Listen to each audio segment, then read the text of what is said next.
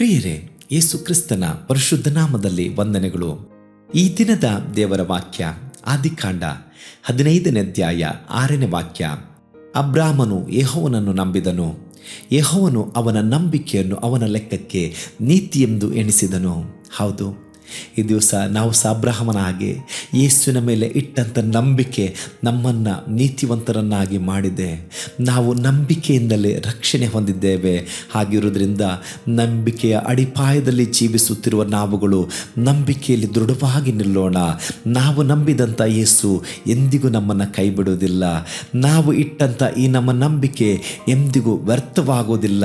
ನಂಬಿಕೆಯ ಸಂತತಿಯೇ ದೇವರು ವಾಗ್ದಾನ ಮಾಡಿ ಅಬ್ರಹಾಮನನ್ನು ಆಶೀರ್ವದಿಸಿದ ಹಾಗೆ ನಮ್ಮನ್ನು ಸಹ ಆಶೀರ್ವದಿಸಿ ನಡೆಸುತ್ತಾನೆ.